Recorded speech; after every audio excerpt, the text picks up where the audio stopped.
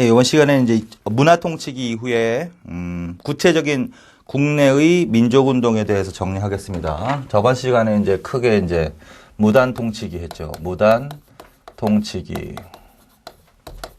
무단 통치기는 몇 년대다? 대략 1910년대. 그 다음에 무단 통치의 내용이죠. 정리해 놓은 거. 그 다음에 민족운동은 어떤 식으로 정리하라고 그랬죠? 1910년대 민족운동은 지역과 그 지역별로 뭐가 연결돼 있다? 단체. 그래서 지역과 단체만 정리를 잘 해두시면 돼. 그러다가 이제 무단 통치기 하에서 일어난 일제시대 최대의 민족운동. 1919년에 무슨 운동? 3.1운동. 3.1운동이 바로 일본의 통치 방식의 전환을 가져오게 되는 계기가 된 거죠. 그래서 3.1운동 정리. 그 다음에 3.1운동 이후에 사이토 총독이 부임하죠. 그래서 기만적인 유화 정책으로 바꾸는 거지. 그래서 문화 통치가 나온다. 문화 통치기, 기만적인 유화 정책, 대략 1920년대. 그래서 통치 방식의 내용 비교하시면서 정리하시고, 문화 통치는 기본적으로 뭐다? 표면적으로는 유화 정책을 쓰는 것이다. 그러나 기만적인 내용으로 이루어져 있기 때문에 기만적인 유화 정책, 그 다음에 새로운 친일파를 양성하는데 주력했다. 이렇게. 그리고서 요 3.1운동 이후에 독립운동이 더욱더 어떻게 된다? 활성화된다라고 했죠. 활성화. 그래서 두 개로 나눠서 정리를 하셨죠. 그래서 하나가 국외. 그래서 국외 독립운동 하면 뭘 해야 된다? 대한민국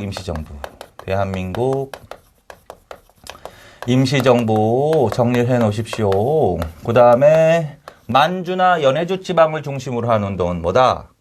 무장투쟁운동. 그치? 무장투쟁운동. 봉오동 전투부터 자유시 사병까지. 그 다음에 20년대 독립운동의 특징이 뭐야? 사회주의 사상이 새로 보급되기 시작하지. 그래서 사회주의와 민족주의 간에 어떻게? 이념적 갈등이 생기기 시작하는 거지. 그 다음에 독립운동 노선이 본격적으로 분화하는 시기야. 실력 양성운동, 무장투쟁운동, 외교 독립운동, 무정부주의 운동, 의열운동 이런 식으로. 그래서 좀 분열이 심화되는 시기이기도 하다. 그래서 그거를 하나로 합하려는 무슨 운동이 전개된다? 통합운동, 민족, 유일당운동. 자, 그래서 20년대에 나오는 용어야, 이거. 그래서 통합, 민족, 유일당운동에 영향을 받아서 통합하려는 운동이 나온다. 그렇죠? 그 다음에 이제 의열운동 마지막으로 정리하셨죠? 의열운동 하면은 의열단, 그치? 의열단. 그 다음에 애국단. 그래서 요 두 단체를 집중적으로, 그 다음에 연해주를 중심으로 노인단. 그래서 저번 시간에 요거 정리하셨죠? 그 다음에 이제 국내 독립운동 하면서 이제 그걸 다시 한번 확인한 거지. 1920년대 이후에 민족운동의 특징이 뭐다? 민족주의 세력이라는 거 하고, 그 다음에 사회주의 세력 간의 갈등이, 이념적 갈등이 심화되는 시기다. 그리고 이제 20년대 일본이 자치론을 유포하면서 그 자치운동을 전개하려는 타협적인 민족주의 세력과 자치운동을 비판하는 비타협적 민족주의로 분화된다. 그래서 결국은 비타협적 민족주의 세력과 사회주의 세력이 뭉쳐서 무엇을 결성하게 된다? 좌우합작이라는 걸 하게 된다. 그 다음에 이제 뭐다? 독립운동 노선 있죠? 독립운동 노선 관련해서는 가장 대조적인 게 실력 양성운동이야. 하나는 실력 양성운동 계열이고 또 하나는 무장투쟁. 그래서 실력 양성 운동을 주로 하는 노선은 지금 당장은 일본으로부터 벗어날 수 없다. 그래서 당장은 선 실력 양성 후에 독립을 해야 된다라는 입장이다. 무장투쟁 운동은 반대로 당장 무력으로 일본을 몰아내야 된다라는 노선이다. 자, 그래서 실력 양성 운동 노선과 무장투쟁 노선, 그 다음에 기타 외교 독립 노선 이런 것도 나오는 거지.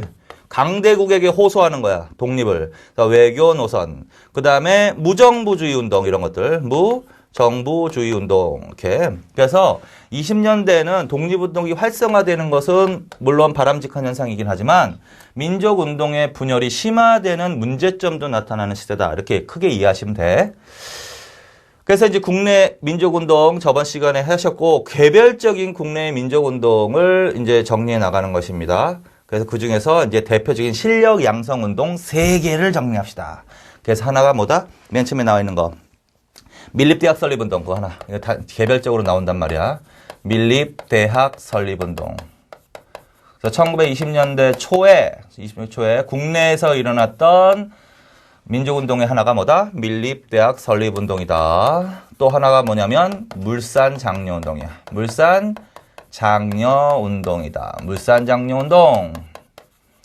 그 다음에 농촌개몽운동. 농촌개몽운동. 그래서 이런 것들을 일단 먼저 정리합니다.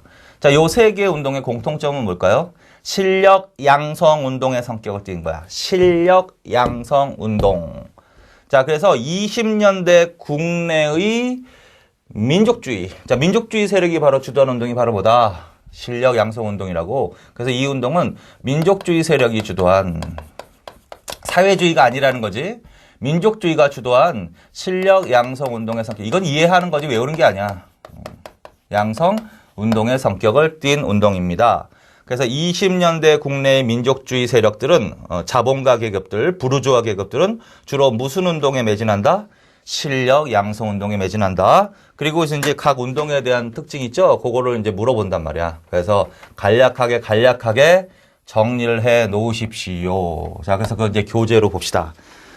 자, 거기 보시면 664페이지 나오는 거 있죠? 20년대 각종 학교 설립 운동 있지? 그거 한번 봐.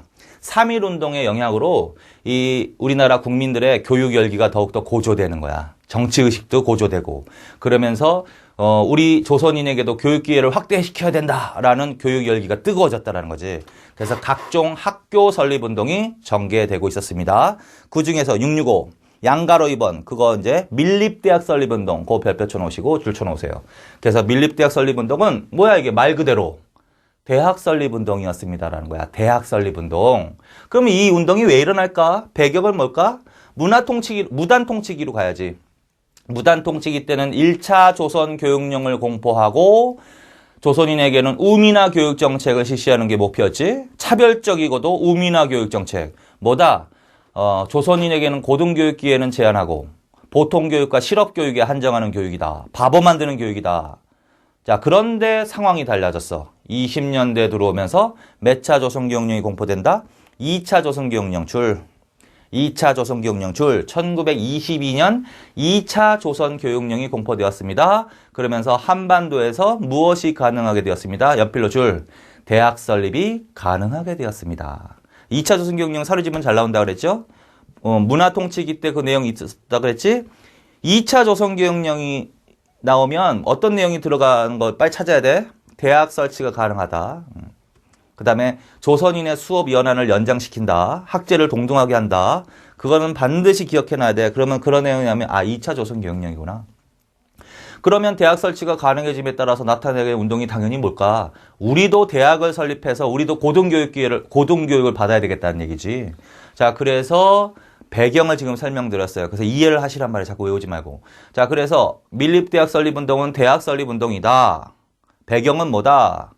2차 조선교육령이 공포되면서 대학 설립이 가능해짐에 따라 조선인에게도 고등교육 기회를 확대시켜야 된다는 취지다. 이렇게 정리해 놓으라고. 그걸 주도했던 단체가 조선교육회야. 그래서 조선교육회도 줄쳐놓고.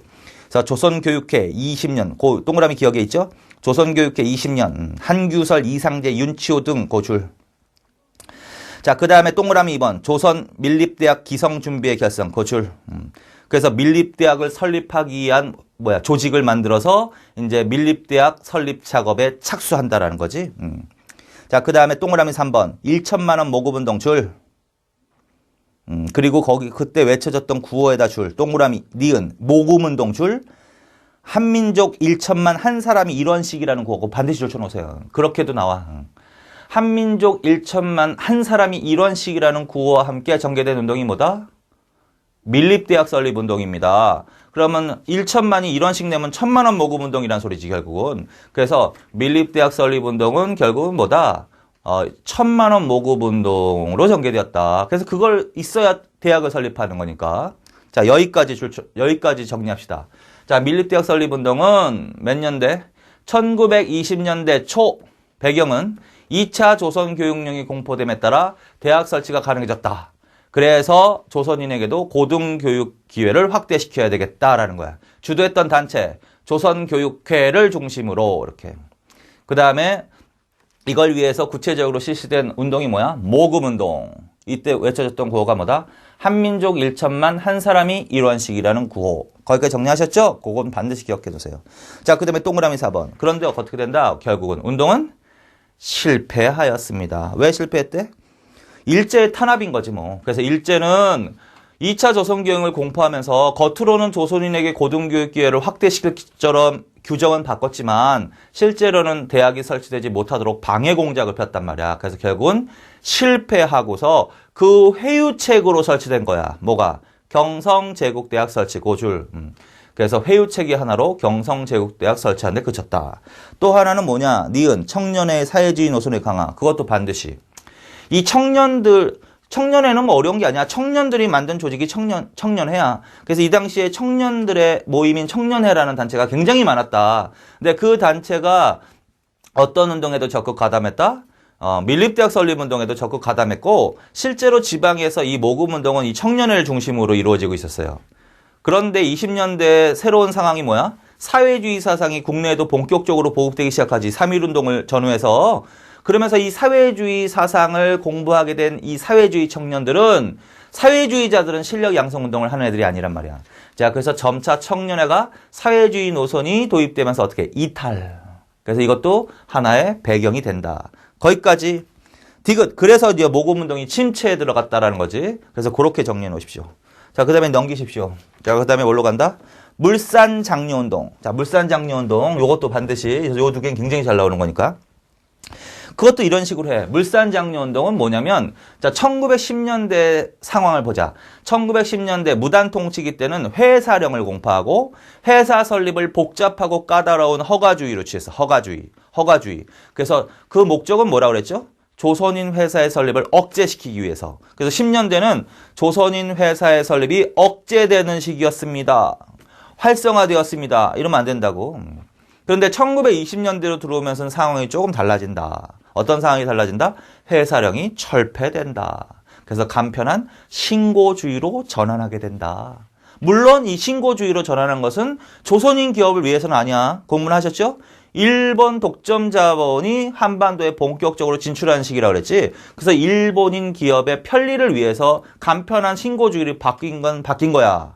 그런데 간편하게 결국은 바뀌었기 때문에 20년대에 들어가서야 이제 비로소 민족 기업이 성장하기 시작한다라는 거지. 자, 그래서 20년대는 비로소 민족 기업이 조금 성장하는 시기다. 이런 식으로 생각을 해두시면 돼. 자, 그래서 거기 20년대에 발전한 민족 기업 두 개 줄쳐놓으세요. 지주 출신 민족 기업 경성방직 주식회사 그 줄.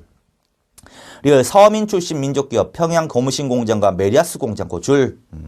자, 그래서 일제시대 때 민족기업이 비로소 성장하기 시작한다. 그러나 전반적인 분야는 아니고 일부 분야에서. 그리고 일부 분야에서도 비중이 그렇게 크진 않아. 이미 일본 기업들이 규모 면에서도 다 조선의 경제를 장악하게 된 거야. 10년간에 걸쳐서.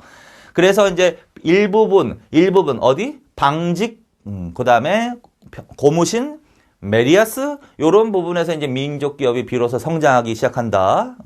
근데 문제는 뭐냐면 일본 기업에 비해서 조선인 기업의 경쟁력은 약하단 말이야. 이 당시에 일본 제품은 뭐야? 품질이 좋고 조선인 제품은 품질이 나빴을 거란 말이야. 아무래도 선진국이 일본이니까. 그래서 경쟁력이 약화되었다. 그리고 거기에 더해서 동그라미 미음 부분 일본 독점 자본의 조선 제조와 민족 기업의 위기 있죠. 그래서 가뜩이나 경쟁력이 약한데 일본의 대기업들이 이제 20년대에 본격적으로 진출하기 시작한다. 그러면서 무슨 거기 관세가 없어진다는 소식 그거 할 때 하셨죠? 문화 통치기 때 일제 정책 중에 하나가 관세 인하 정책이지. 관세 인하 정책. 그래서 관세 인하 정책은 어느 나라의 경쟁력을 강화시키는 결과를 가져오는 거야? 일본 기업의 경쟁력을 더욱더 강화시키는 결과를 가져왔단 말이야. 그래서 관세 철폐 움직임이 있었다. 그것도 반드시 줄쳐놔. 그래서 결국은 경쟁력을 높여야 되겠다.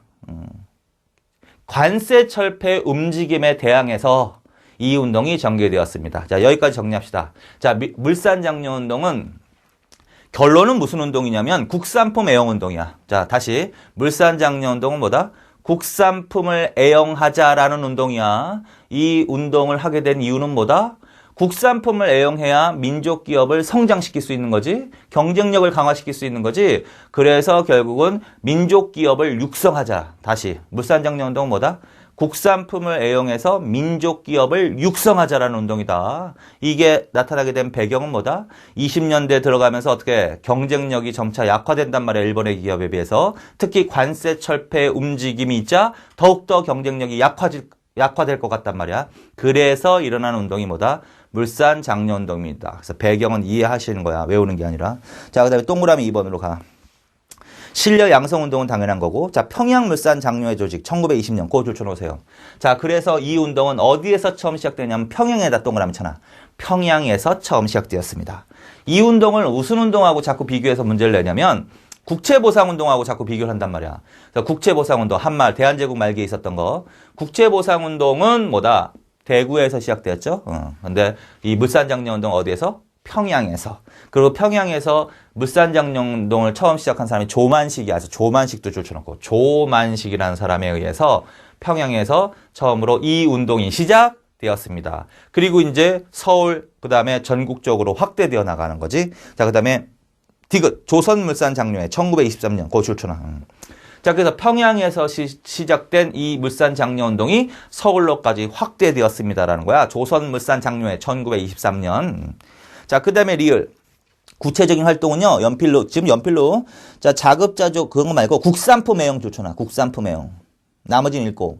내 살림 내 것으로, 조선 사람 조선 것으로, 우리는 우리 곳으로 살자. 그거 반드시 줄쳐놓으세요. 그리고 별표 쳐놓고 계속 그거 기억해. 당연히 요 구호를 주고서 뭘 물어볼 수 있다? 물산장려운동을 물어볼 수 있다. 당연히 간단하게 읽으면 누구나 아는 거야. 국산품을 애용하자, 일본 상품 배격하자.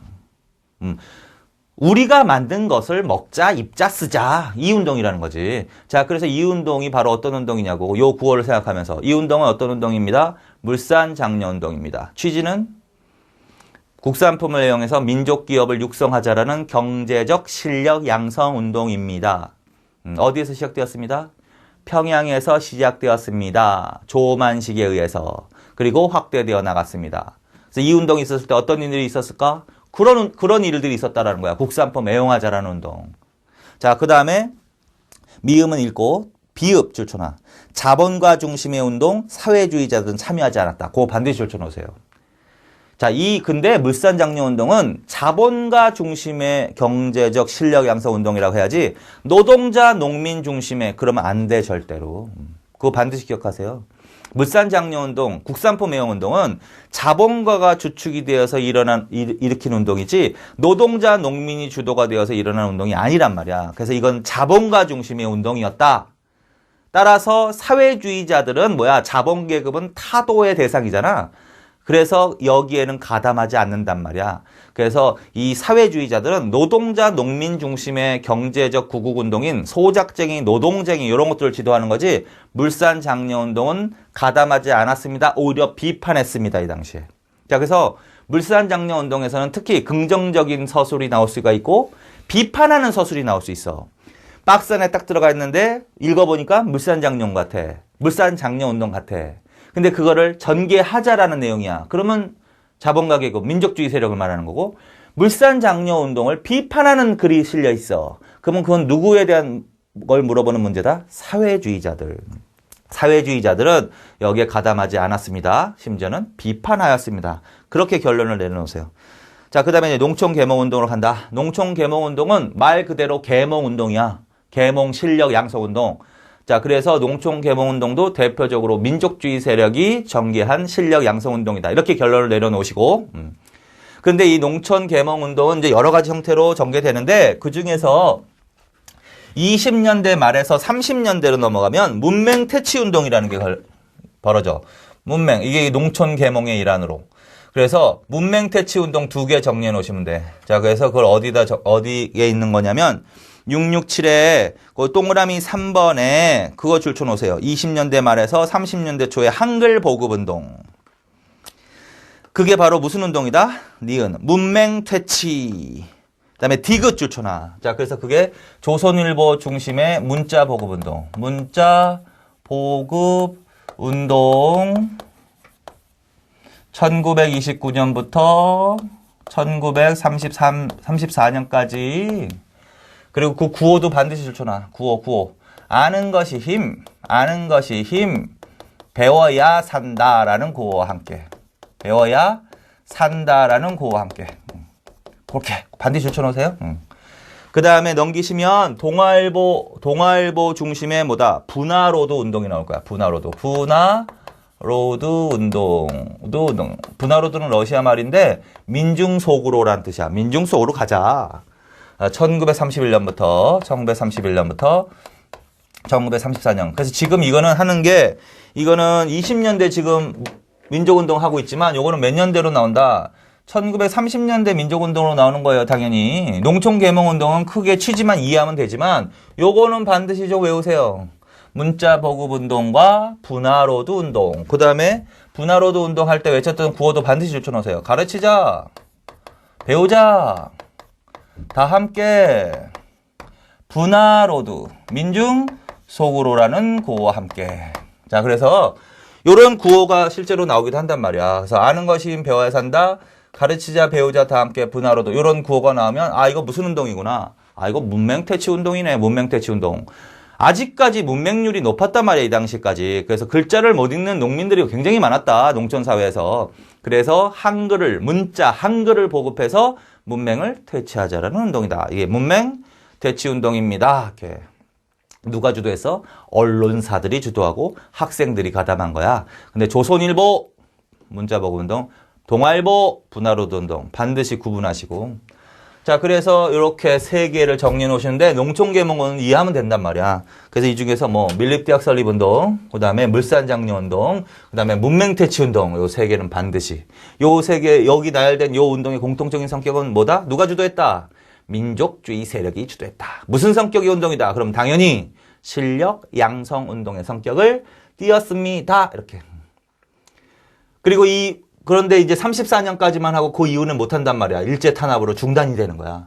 그리고 이제 시문의 상록수, 이런 거 나오죠. 이광수의 흑, 시문의 상록수, 이러한 소설이 바로 무슨 운동을 배경으로 한 소설이다? 문맹 퇴치 운동을 배경으로 한 소설입니다. 자, 거기까지. 자, 그래서 지금 3개 정리해 놓으셨어요.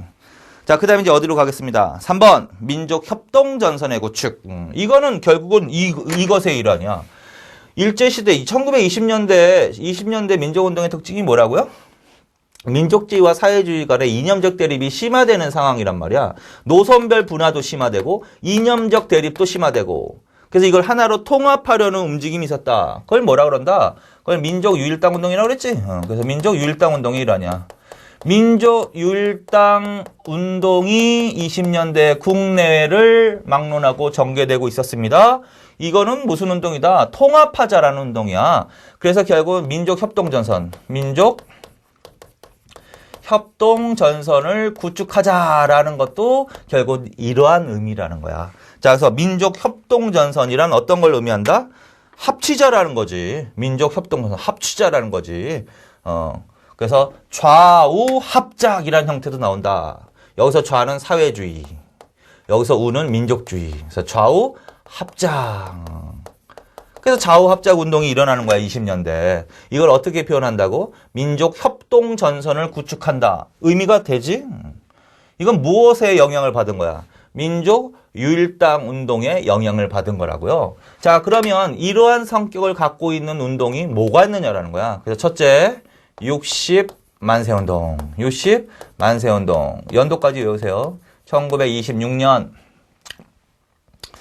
밀립대학 설립운동하고 물산장려운동은 20년대 초지. 26년이지. 이건 30년대지. 순서가 바로 되지.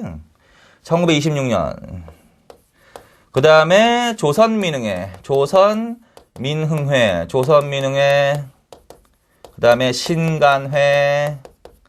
그 다음에 근의회. 요 세 단체들. 요 세 단체가 다 뭐야? 좌우 합작이라고. 근데 그 중에서도 이제 내용적으로는 요 단체를 정리 잘 해두시면 돼. 신간회라는 단체. 60만세 운동하고. 그다음에 근후에는 이제 나중에 간략하게 볼 거고. 자, 그래야 지금 여기 나열되어 있는 4개의 공통적인 성격이 뭐야? 만약에 4개가 나왔어, 4개. 이렇게. 이 운동의 공통적인 성격을 고르시오 하면 좌우합작이라고, 좌우합작. 답이 좌우합작이라고. 민족 협동전선을 구축한 것과 관련이 있다고. 민족 유일당 운동에 영향을 받은 거라고. 자, 그래서 요거 기억하시면 돼. 그리고 이제 개별적으로 합시다. 60만세 운동으로 가는 거야. 자, 60만세 운동은 제2의 만세 운동이야. 말하자면. 제1의 만세 운동이 뭐였습니다? 3.1 운동이었죠, 뭐, 3.1 운동. 그래서 60만세 운동은 제2의 만세 운동입니다. 26년. 이 만세 운동이 일어나게 된 계기가 있어. 그게 바로 순종이 돌아가셨어. 1926년. 그래서 순종의 국장을 계기로. 그거 줄. 그래서 3.1 운동하고 비교할 때 3.1 운동은 누가 돌아가셨죠, 그때? 고종이지, 고종. 그래서 고종의 국장을 계기로 하면 3.1 운동으로 가야 되는 거고, 순종의 국장을 계기로 하면은 제2의 만세 운동인 60만세 운동으로 간다. 그 다음에 동그라미 2번 있죠? 사회주의 세력 줄. 자, 3.1 운동은 누가 주도했어? 맨 처음에 계획을 한 게 누구야? 민족주의 세력이라고 해야 돼. 종교계를 중심으로 한 민족주의 세력이 그 만세 시위를 처음 계획한 거야. 실력 양성 운동을 주로 하는 민족주의 세력이 주도하는 거야. 민족 대표 33인이 바로 그들이야.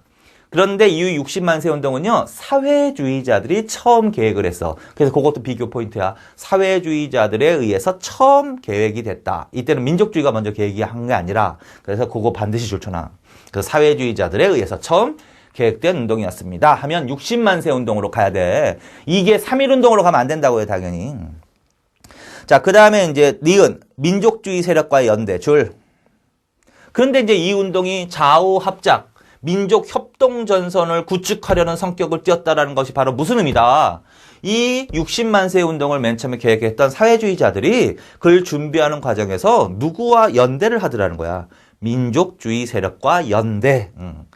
그래서 사회주의자들이 맨 처음에 이 시위를 계획했지만 준비 과정에서 민족주의 세력과의 연대가 이루어졌다. 그래서 요 포인트가 바로 뭐다?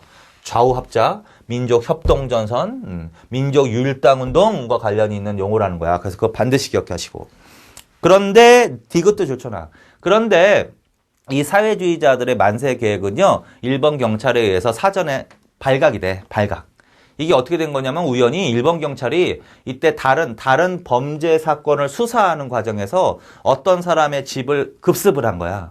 급습을 했는데 거기에서 마치 그 사람이 이제 다른 범죄 때문에 60만세 운동이 아니라 다른 것 때문에 수사를 하고 있는 사람인데 그 집에서 뭐가 발견됐냐면 60만세 운동 때 뿌려질 전단지 이런 것들이 발견된 거야. 그래서 일본 경찰이 이거 순장의 국장을 계기로 이 또 조선인들이 만세 운동을 계획하고 있구나라는 걸 알아차린 거야. 그래서 거기서부터 수사가 들어가서 결국은 사회주의자들에 대한 탄압이 강화된 사건이야. 그래서 2차 조선공산당이지. 조선공산당 하셨죠? 1차, 2차, 3차, 4차. 이때가 2차 조선공산당이었단 말이야. 그래서 2차 조선공산당 세력이 이 계획을, 만세 계획을 하고 있었는데 결국 2차 조선공산당이 그래서 어떻게 해체되는 거야. 그래서 사회주의자들의 계획은 어떻게 사전에 발각돼서 사회주의자들의 계획대로 만세운동이 전개되었습니다 하면 안 된다라는 소리야, 결론은. 학생 줄쳐놔. 그런데 이제 이 당시에는 학생들이 독자적인 만세 시위 계획을 갖고 있었다. 그래서 이 60만세 운동의 의의가 뭐냐면 이 학생운동이 독립운동의 학생들이 독립운동의 주체로 급부상하는 계기가 된 사건이기도 해. 그래서 학생들은 따로 독립만세 계획을 갖고 있었다. 근데 걔네들의 계획은 탄로가 나지 않은 거야. 자, 그래서 학생들이 주축이 돼서 제2의 만세운동이 전개되어 나갔습니다. 이렇게 하시면 돼. 조선학생과학연구회 조선학생과학연구회라는 단체를 중심으로 전개된 운동이 뭐다? 60만세 운동입니다. 이렇게. 자, 그 다음에 운동의 전개는 보시고. 자, 60만세 운동의 그게 이제 중요한 거지. 민족유일당 운동의 신호탄, 그 줄 반드시. 아까 계속 말씀드렸지만 이 60만세 운동은 무슨 성격을 갖고 있다고? 좌우 합작이라고. 사회주의와 민족주의가 맨날 대립만 하다가 연대하는 데 영향을 미친 거라고. 연대하는 거라고. 이걸 어떻게 표현했다고? 민족 협동 전선. 이게 무슨 운동이냐고? 민족 유일당 운동이라고. 자, 그래서 거기 나왔잖아. 민족 유일당 운동의 신호탄이 되는 운동이다. 그래서 이 다음에 27년에 신간회가 만들어지는데 영향을 끼친 사건이야. 신간회 조직에 영향을 끼친 사건이기도 하다. 민족 유일당 운동의 신호탄. 그게 제일 잘 나오는 거니까 별표 쳐놓고 알아두세요. 그 다음에 학생운동의 활성화 계기는 한번 읽어보고 넘기세요. 670페이지. 이 60만세 운동에 당시에 뿌려졌던 이 전단지죠. 경문. 이것도 가끔 가다 나와. 자, 이렇게 딱 나오면 바로 뭐다? 60만세 운동으로 가야 돼. 근데 여기엔 좀 냄새가 나. 뭐냐면 8시간 노동제 뭐 어쩌고 저쩌고 하는 거. 일본 제국주의 몰아내자. 8시간 노동제 보장하라. 이건 뭐야? 사회주의자들이 주장하는 용어잖아요. 그래서 만세 운동이야. 만세 했어. 그럼 만세 운동이겠지? 근데 사회주의 색채가 들어있는 용어가 나와. 그러면 무슨 운동으로 가야 돼? 60만세 운동으로 가야지. 3.1 운동으로 가면 안 돼? 왜 60만세 운동으로 가야 됩니까? 60만세 운동은 누가 맨 처음에 계획했다고? 사회주의자들이 계획을 했다 그랬지? 자, 그래서 그거 기억하라고. 자, 거기까지. 자, 여기까지 정리합시다. 자, 60만세 운동은 몇 년? 1926년. 제2의 만세 운동이었습니다. 이걸 계획했던 계기가 뭐지? 순종의 국장을 계기로. 이 운동은 누가 처음 계획했지? 사회주의 세력이 처음 계획했다. 플러스 학생. 그런데 이 운동의 의의가 뭐야? 민족 유일당 운동의 신호탄이란 말이야. 왜? 사회주의자 플러스 민족주의자들이 연대했단 말이야 이때. 그래서 연대로 가야 되는 거죠. 저합작, 민족협동정선, 민족유일당 운동의 신호탄. 그거 반드시 제일 중요하다. 근데 사회주의자들의 계획은 사전에 탈로 났다 그랬지. 탈로 났다 그랬지. 그래서 계획은 발각. 그래서 학생 등을 중심으로 전개. 여기까지 정리해 놓으십시오. 이게 나중에 무엇에도 영향을 미친다고? 신간회 결성에도 영향을 미친다. 이게 27년이거든. 신간회하고 근회가. 자, 그 다음에 뭘로 간다? 신간회, 별표. 그래서 이제 신간회를 아주 집중적으로 정리해놔야 돼. 신간회가 일제시대 때 제일 잘 나오는 정치단체야. 그래서 신간회는 따로 쓰고 지울게요. 신간회는 몇 년에? 1927년에 만들어져서 1931년에 해체되는 단체야. 이 신간의 가장 큰 특징은 뭐냐면 좌우 합작이야. 좌우 합작 단체야. 이거 뭐 미리 공부를 한 거잖아. 이 4개의 서술한 건 잊어버리지 마. 4개의 공통점이 뭐냐고. 좌우합작이라고. 좌우합작은 뭐라고? 사회주의 플러스 민족주의 세력이 연대한 거라고. 대립한 게 아니라. 이게 바로 어떤 성격을 띠었다고? 민족협동전선. 무슨 운동에 영향을 받았다? 민족유일당 운동에 영향을 받았다. 그래서 이 좌우합작 단체로서 이 신간의 결성의 배경이 된 게 바로 뭐다? 민족유일당 운동에 영향을 받았다라는 거야. 배경. 그 다음에 이 당시의 원래 사회주의자들은 어떻게 자본가 계급, 민족주의 세력을 적으로 돌리는 애들이지 타도의 대상인 거지. 근데 걔네들을 타도하는 목적은 뭐야? 사회주의 혁명을 위해서지. 그런데 이 당시의 사회주의자들은 뭐다? 잠시 사회주의 혁명은 좀 뒤로 미루자. 먼저 뭐가 급하다? 일본으로부터 독립하는 게 급하다. 라는 것을 제기하는 때야. 무슨 말이다? 독립운동의 대상은 일본이지 민족주의 세력이 아니란 말이야. 그래서 독립이 지금 급하다. 먼저 독립한 다음에 나중에 사회주의 국가 건설하자. 이렇게 할 수도 있는 거잖아. 반대로 사회주의 국가를 건설하는데 매진하자. 그러면 뭐다? 민족주의 세력 부르조아와 대립한다는 얘기야. 그런데 그거는 뒤로 미루고 일본을 몰아내는 데 주력하자. 독립에 주력하자. 하면 누구하고도 연대할 수 있다. 일시적이지만 민족주의자들과 연대할 수도 있다라는 거야. 이 신간을 결성할 때 이때가 바로 사회주의자들이 그러한 성향을 드러낼 때란 말이야. 그게 바로 정우의 선언이라고. 정우의 선언. 그거 하셨죠? 중요하다고. 3차 조선공산당에서 정우회를 만들어서 여기서 정우회 선언을 한다. 사회주의자들이. 여기서의 이 핵심은 뭐다? 지금 당장은 독립이 중요하다. 그래서 독립을 더 중요시 여기는 거야. 혁명보다. 그래서 일본을 몰아내기 위해서는 누구하고도 민족 협동전선을 구축할 수 있다? 민족주의 세력과 협동전선을 구축할 수 있다. 이게 사회주의자들의 노선 변화야. 자, 그 다음에 또 자치운동이지, 자치운동. 20년대 국내에서 무슨 운동이 전개되는 거야? 자치운동이 전개되는 거지. 자치운동. 자치운동을 전개하는 세력이 누구라고 그랬지? 타협적 민족주의 세력이라고 그랬죠? 이광수를 중심으로 하는. 이광수, 동아일보, 천도교, 신파, 최린. 그래서 얘네들의 입장은 어떻게? 일본이 허락하는 범위 내에서 지방자치제에 적극 참여하자. 이런 거지. 선, 실력, 양성우, 독립이라는 거야. 근데 아닌 자치운동을 전개하는 세력. 그거는 기회주의다. 지금 당장 즉각 완전한 독립이 중요한 거지 일본 식민지 지배하에서 자치로는 필요 없다라는 거지. 그렇지? 그래서 이 자치운동을 전개하는 타협적 민족주의 세력과 그 자치운동을 배격하는 세력 간의 대립이 있는 거야. 그래서 자치운동을 어떻게? 배격하는 세력들이 뭉친 단체가 이 단체야. 자치운동을 배격하는 사람들이 뭉친 단체가 바로 이 단체라고. 그러면 비타협적 민족주의 세력과 사회주의 세력. 그래서 여긴 더 들어간다. 좌우 합작이지만 여기서 우 민족주의 세력은 항상 전제도에 깔려 있어. 뭐야? 비타협적이라는 타협적 이러면 안 돼. 타협적 민족주의 세력은 가담한 게 아니야.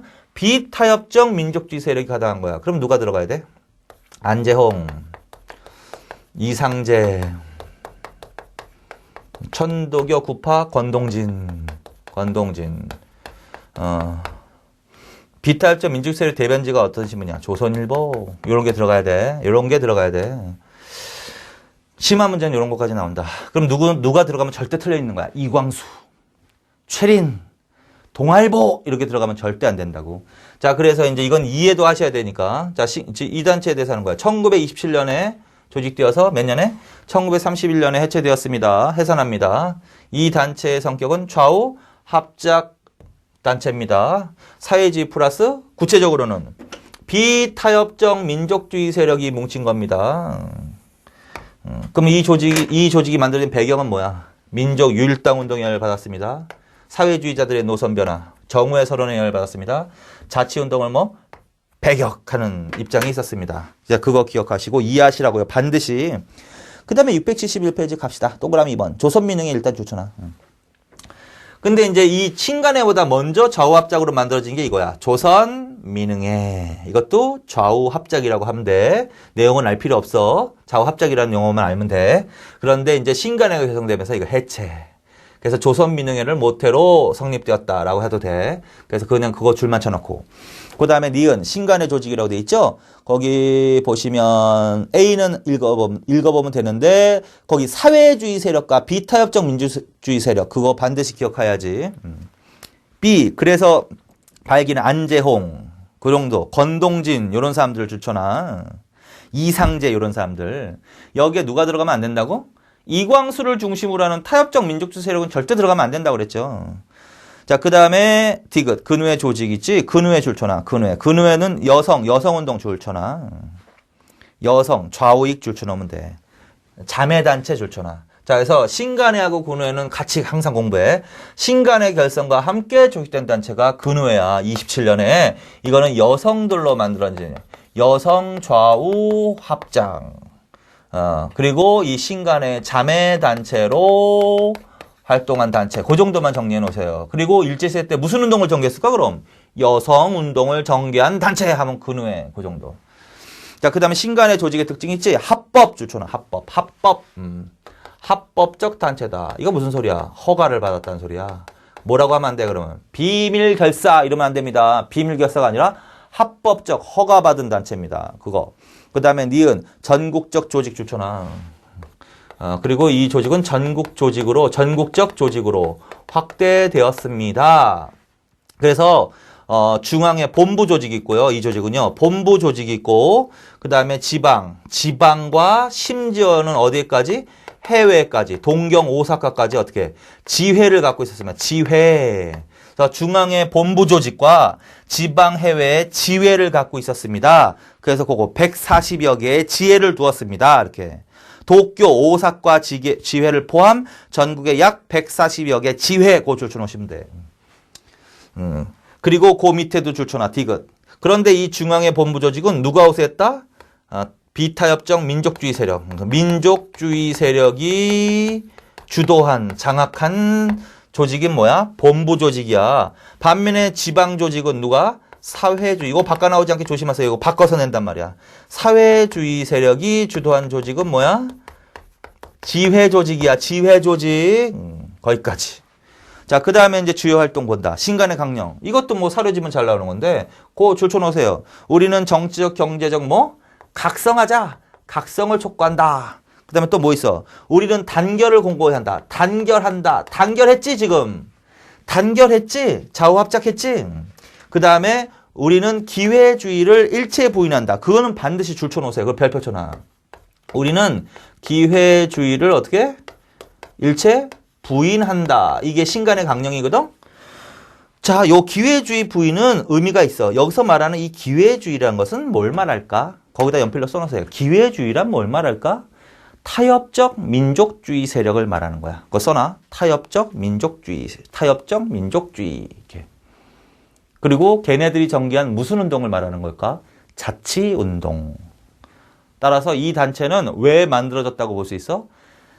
일제와 타협하려는 타협적 민족주의 세력, 그들이 전개하고 있는 자치운동을 비판, 배격하기 위해서 만들어진 거란 말이야. 그래서 신, 간, 해로 빨리 가셔야 돼, 이 강령이 나오면. 자, 그 다음에 강연회 개최 대중운동 지도했는데, 그 A, 지회 활동이 더욱 활발. 그 줄. 다시. 이 조직은 뭐다? 전국적 조직입니다. 중앙에 본부 조직이 있으며 해외를 포함해서 지방에 약 140여 개의 지회를 두었습니다. 본부 조직은 민족주의 세력이 주도했습니다. 지회 조직은 사회주의 세력이 주도했습니다. 근데 이제 구체적인 신간의 활동 내용은 어디를 중심으로 활발했다? 지회를 중심으로 활동했다. 그래서 지회를 중심으로 활동이 어떻게 했다? 활발했다. 이래야지 본부를 중심으로 이러면 안 된다. 그래서 그거. 자, 그 다음에 이제 B번 거기 줄쳐있는 구체적인 거 줄쳐놓은 활동 내용 있죠? 그거 별표 쳐놓고 계속 기억하시면 돼. 조선인에 대한 착취기관을 철폐하라. 일본인의 조선이민 반대한다. 타협적 정치운동은 배격한다. 다시 타협적 정치운동이란 자치운동. 조선인 본위의 교육제도 실시하라. 사상연구의 자유 등을 주장하였습니다. 계속 읽으세요. 그냥 계속. 자, 이런 것들을 요구한 단체가 어떤 단체냐고. 신간회 거꾸로 신간회 활동 내용은 이것도 나올 수 있다는 거지. 자, 그 다음에 노동쟁이, 소작쟁이, 동맹휴학을 지도. 그것도 줄쳐 있는 거는 반드시 기억해놔.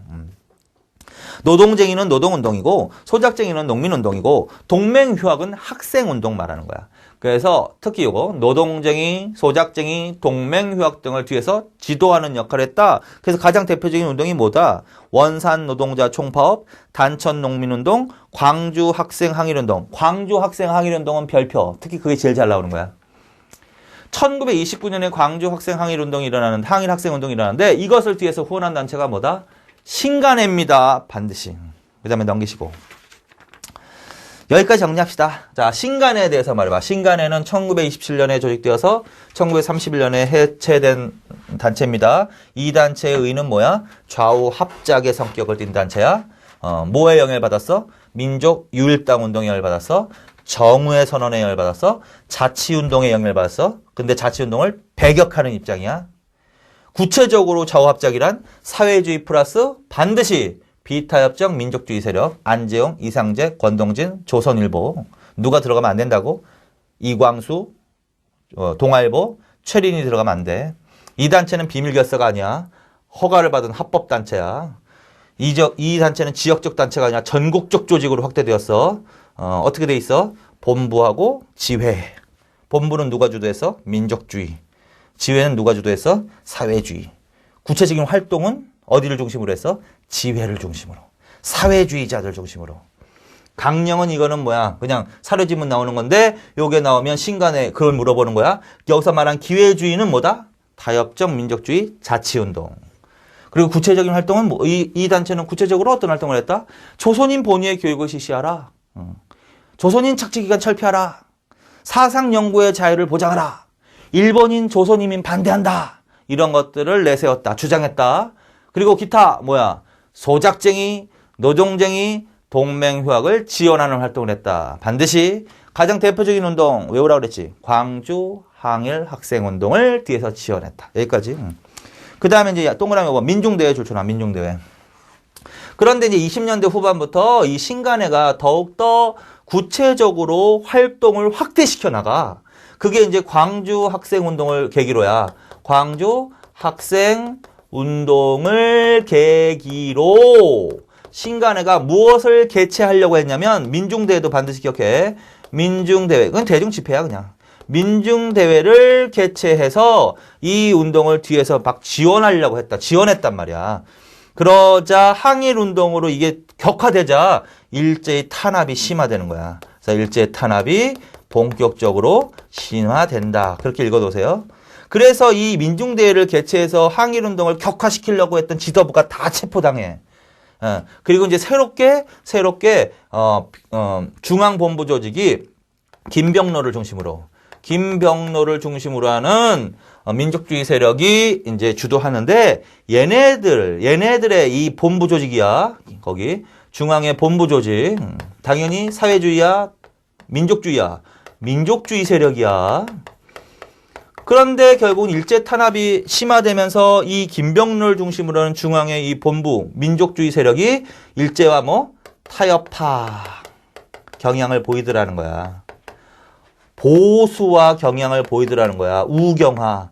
그래서 점차 갈수록 30년대, 20년대 말에서 이제 30년대 초로 넘어가면서 중앙의 본부 조직이 어떻게 된다? 본부 민족주의 세력이 일제와 타협파, 보수화, 우경화 모습을 보이더라는 거야, 하나. 근데 목에 칼이 들어와도 일제와 타협하지 않는 애들이 바로 사회주의자들이거든. 그래서 이 보수화되면서 결국 누가 불만이 있었을까? 누가? 사회주의자들이 불만이 있었겠지. 사회주의 세력이 불만이 있었겠지.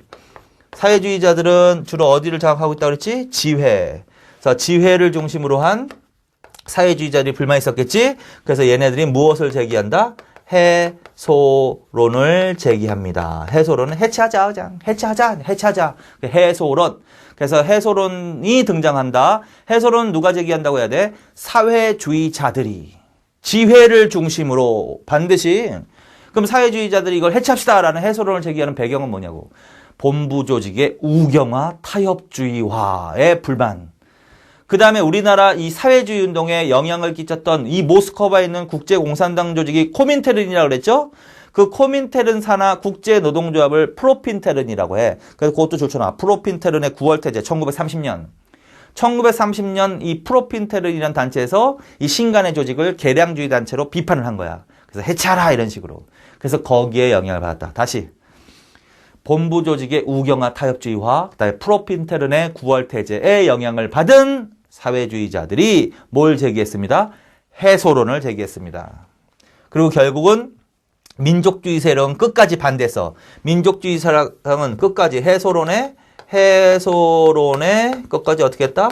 반대했다. 그럼에도 불구하고 결국은 사회주의자들의 의견이 받아들여져서 이제 투표가 열려. 찬반 투표. 그 책대로 하고 있는 거야 지금. 찬반 투표. 그래서 해소론과 관련된 찬반 투표가 열렸어요. 그래서 결국은 어떻게 결론이 났다? 해체하는 쪽으로 결론이 났다. 그래서 31년에 해체되는 거야. 자, 그래서 이 단체는 굉장히 잘 나오니까 샅샅이 정리를 한 거야. 이거 다 책에 있는 걸 하신 거예요, 지금. 그래서 책에 있는 거 그대로 정리를 해드린 거니까 이 신간에는 반드시 정리를 해놓으라고. 신민회 이름은 안 되지? 가끔가다 이제 신민회하고 비교를 하는데 신민회는 1907년에서 11년까지 그건 비밀결사였지? 그거하고는 다른 거야. 민족협동전선에 일하는 조직된 건 신간회인 거야. 자, 그래서 이런 식으로 정리해 놓으십시오. 거기까지. 자, 그래서 이제 여기까지 일단 이번 시간에 정리합시다. 자, 그래서 뭐 했습니다? 밀립대학 설립운동, 물산장려운동, 농촌계모운동, 그다음에 문자보급운동과 분화로도운동. 요거 반드시 정리해놔. 요거는 실력 양성운동. 누가 주도하는 거야? 당연히 민족주의 세력이 주도한 거야. 그다음에 60만 세운동, 조선민흥회 신간의 근원에는 무슨 성격의 운동이야? 좌우합작, 민족협동전선, 민족율당운동에 영향을 받은 거야. 그 중에서 뭘 중심으로? 60만 세운동과 신간회를 중심으로. 그래서 반드시 정리해 놓으시면 되겠습니다. 자, 이번 시간에 여기까지 하겠습니다. 수고하셨습니다.